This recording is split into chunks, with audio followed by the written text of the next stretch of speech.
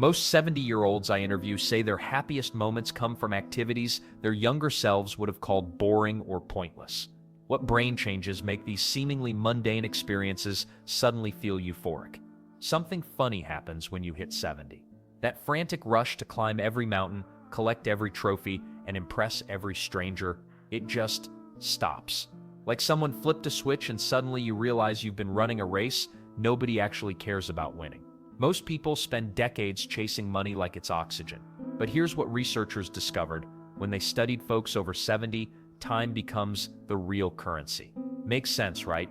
You can't exactly take your bank account to the grave, but you can squeeze every drop of joy out of a Tuesday afternoon with your grandkids. The shift runs deeper than just wanting more family dinners. Emotional goals start trumping achievement goals in ways that would shock your younger self. Instead of networking events and performance reviews, people over 70 gravitate toward conversations that actually matter. They'd rather have one meaningful chat with an old friend than attend 10 business mixers. And the weird part is, this isn't settling for less. It's upgrading to what actually feeds the soul. Then there's the independence question. Sure, nobody wants to lose their freedom or become a burden. But here's where it gets interesting. Most older adults figure out that clinging to independence at the expense of meaningful relationships is like hoarding monopoly money. What good is complete autonomy if you're completely alone?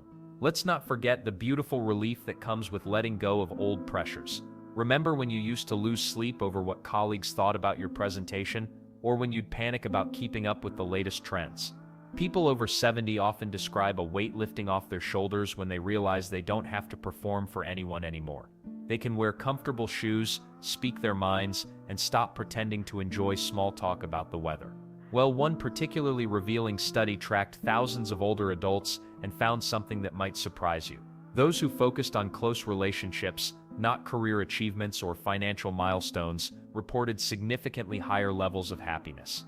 Not just contentment or resignation, but genuine happiness.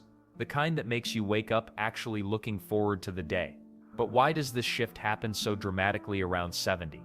Part of it comes down to what psychologists call socio-emotional selectivity. Basically, when you realize your time is more limited, you become ruthlessly efficient about how you spend it. You stop wasting energy on people who drain you and start investing in relationships that refuel you. The transformation isn't just about relationships, though. It extends to every corner of life, from the activities that bring meaning to the simple moments that spark unexpected joy.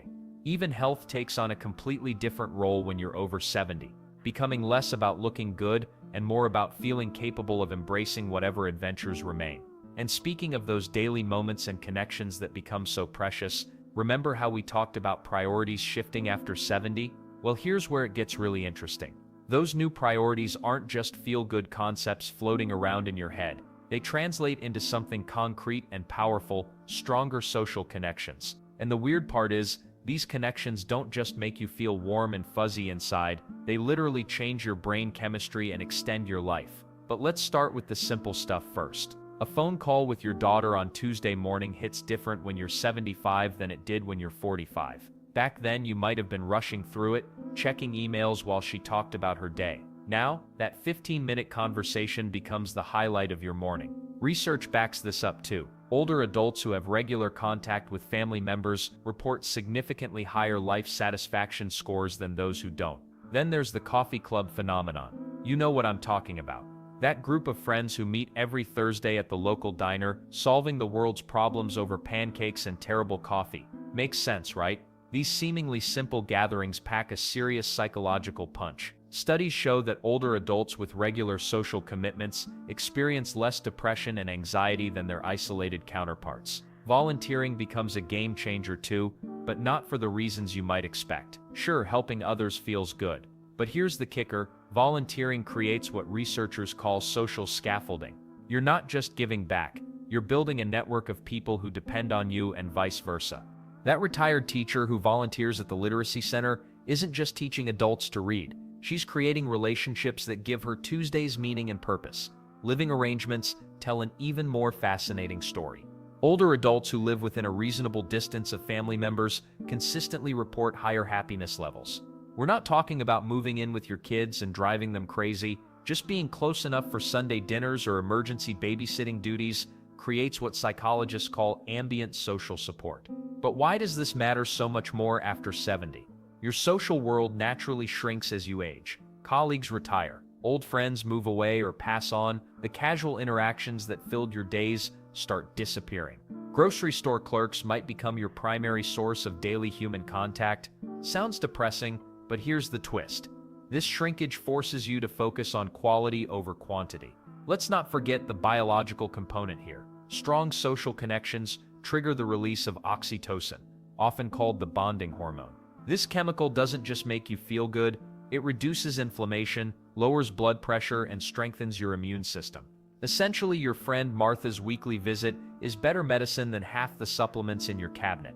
The research numbers are staggering. Older adults with robust social networks live an average of 3.7 years longer than those without them. They also experience 50% less cognitive decline and report 40% higher life satisfaction rates. Social connections after 70 aren't just nice to have, they're essential infrastructure for a happy life. But here's what nobody tells you about finding joy in this stage of life. Something magical happens when you stop chasing the next big thing and start noticing what's right in front of you. A 72-year-old woman watches her tomatoes ripen and feels more satisfied than she did closing million-dollar deals. Her neighbor spends an hour working on a crossword puzzle and grins wider than he did at his retirement party. This isn't settling for less, it's discovering what actually matters. The shift is real and backed by research. Studies consistently show that people over 70 who engage in personally meaningful activities report significantly higher life satisfaction than those who don't. But here's the twist, these meaningful activities aren't what you'd expect. Take Harold from Minnesota. He spent 40 years managing a factory, stressed about deadlines and profit margins. Now, he builds birdhouses in his garage and gives them to neighbors. The man who once controlled hundreds of employees lights up talking about which wood works best for cardinal homes. That's not coincidence, that's purpose found in the palm of your hands. Then there's the gratitude factor, which sounds cheesy until you see the numbers. Research from Harvard shows that older adults who practice regular gratitude, simply acknowledging good things in their day, experience measurably better moods and outlook. Makes sense, right? When you've lived long enough to know how quickly things can change, you appreciate what remains. Volunteering hits different after 72. A recent study found that seniors who mentor younger people or help in their communities don't just feel useful, they literally spark areas of the brain associated with reward and satisfaction. One retired teacher now helps kids with reading at the local library. She says those 2 hours twice a week give her more energy than 3 cups of coffee used to. But here's where it gets interesting. The activities that create meaning aren't necessarily productive in the traditional sense. A 75-year-old man spends hours watching birds at his feeder, noting their behaviors in a small notebook. His adult children worried he was wasting time. His doctor disagrees. The man's stress levels dropped, his sleep improved, and his cognitive function stayed sharp. Well, what about hobbies people always said they'd try someday? Turns out someday arrives with a vengeance after 70. Painting, knitting, woodworking, even learning instruments, these aren't just ways to kill time. They're pathways to what psychologists call flow states, where hours pass unnoticed because you're fully engaged. The weird part is how naturally this happens when external pressures fade away. Gardening deserves special mention here. Beyond the obvious benefits of fresh air and gentle exercise, there's something profound about nurturing life at a stage when many peers are declining. One study tracked gardeners over 65 and found they consistently reported higher life satisfaction than non-gardeners, even accounting for other health factors. The pattern becomes clear, meaning doesn't require grand gestures or major achievements anymore. It lives in the texture of Tuesday afternoons and the satisfaction of small completions. These aren't consolation prizes for getting older. They're rewards most people never knew existed. And while we're talking about rewards that come with age, wait until you discover what happens to your relationship with your own body and mind. Your body at 70 isn't what it was at 30. That's obvious. But here's what might surprise you. Taking care of your health after 70 can actually unlock more happiness than you've felt in decades. Not because you'll suddenly run marathons, but because good health becomes the foundation that lets you enjoy everything else. Think about it this way. When your back doesn't ache, you can play with grandkids on the floor. When you sleep well, conversations with friends feel more enjoyable. When you have energy, That afternoon hobby becomes something you actually look forward to instead of dread. The connection between health and happiness gets stronger as we age, not weaker. A major study tracking thousands of seniors found that those who maintained basic health habits, regular walking, decent sleep, eating actual meals instead of crackers for dinner, reported significantly higher life satisfaction. They weren't health nuts or fitness fanatics, they just took care of the basics. Let's talk about movement first. You don't need to become a gym warrior at 75. Walking around the block counts. Gardening counts. Dancing in your kitchen while making coffee definitely counts. The goal isn't to impress anyone, it's to keep your body working well enough to do what makes you happy. But physical health is only half the story. Mental health becomes equally crucial, maybe more so. Depression and loneliness don't automatically come with age, despite what many people think. They're conditions that can be treated and improved, often dramatically. Here's something doctors wish more seniors knew: getting help for depression or persistent sadness can completely transform your later years. We're not talking about normal grief or occasional down days, we mean that heavy, constant feeling that nothing matters anymore. That's treatable, and treating it often reveals happiness that was buried underneath. Then there's the food situation. Many seniors end up eating poorly, not because they can't afford good food, but because cooking for one feels pointless, or they've lost interest in meals.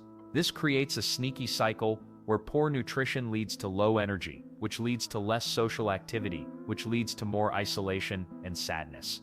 Breaking that cycle can be surprisingly simple. Regular, decent meals boost both mood and energy levels. You don't need gourmet cooking. You need consistent nutrition that keeps your brain and body running smoothly. The weird part is how interconnected it all becomes. Better sleep improves your mood, which makes you more likely to call friends, which increases happiness, which often leads to better sleep. Physical activity reduces anxiety, which makes social situations more enjoyable, which motivates you to stay active. One 78-year-old put it perfectly: "I finally realized my body isn't my enemy, it's what lets me enjoy my life." She started taking daily walks and addressing her sleep problems. Within months, she felt more engaged with everything around her. But health is just one piece of what makes later life unexpectedly rewarding. Wait until you hear about the surprising psychological benefits that come with aging, advantages that nobody talks about but might be the best part of getting older. Getting older comes with baggage nobody talks about enough. Not the physical stuff, everyone's obsessed with that. The mental baggage, years of carrying around worries that suddenly don't matter anymore. Most people spend decades stressing about impressing their boss, keeping up with the neighbors, or whether their kids will get into the right college. After 70, that weight just lifts. Gone. The mortgage is paid off, the kids survive despite eating cereal for dinner sometimes, and nobody cares if you wear the same comfortable shoes 3 days in a row. This freedom creates something unexpected: space in your brain for actual happiness. Then there's the confidence thing. Ever notice how some older people just say exactly what they think? They're not being rude. They've finally figured out who they are. No more pretending to like small talk or forcing smiles at boring parties. When you've lived through 7 decades of figuring yourself out, you finally get comfortable in your own skin. One 74-year-old woman put it perfectly: "I spent 50 years worrying about what people thought of me. Now I realize they weren't thinking about me at all. They were too busy worrying about themselves." But here's where it gets really interesting. All those years of experience actually rewire how your brain handles stress. Young people panic over relationship drama or work problems like it's the end of the world. Someone who's lived through job losses, family crises, health scares, and countless smaller disasters. They've developed what researchers call emotional regulation. Translation: they know this too shall pass, because they've seen it pass before. Studies show older adults recover from emotional setbacks faster than younger people. They've learned which battles are worth fighting and which ones waste precious energy. When your 25-year-old grandson has a meltdown because his phone died, you remember surviving decades without any phone at all. Well, the most surprising discovery might be this: surveys consistently show many people report feeling happiest in their later years, not their 20s or 30s, like everyone assumes. The U-curve of happiness hits its lowest point around middle age, then climbs steadily upward. Why? Because accepting life's ups and downs brings a kind of peace most people never expected. You stop fighting reality so hard. Bad things happen, they always have. Good things happen too, often when you least expect them. The wisdom to know the difference between what you can control and what you can't is liberating in ways younger people can't imagine. And the weird part is, many older adults say they wouldn't trade places with their younger selves, even knowing what they know now about aging. The trade-off: less energy but more wisdom, fewer options but clearer priorities, shorter time left but deeper appreciation, feels worth it. The unexpected perks of aging aren't just consolation prizes. They're genuine advantages that make these years surprisingly rich, even when everything else about getting older seems designed to bring you down. Turns out happiness after 70 isn't about defying age. It's about finally embracing what matters most.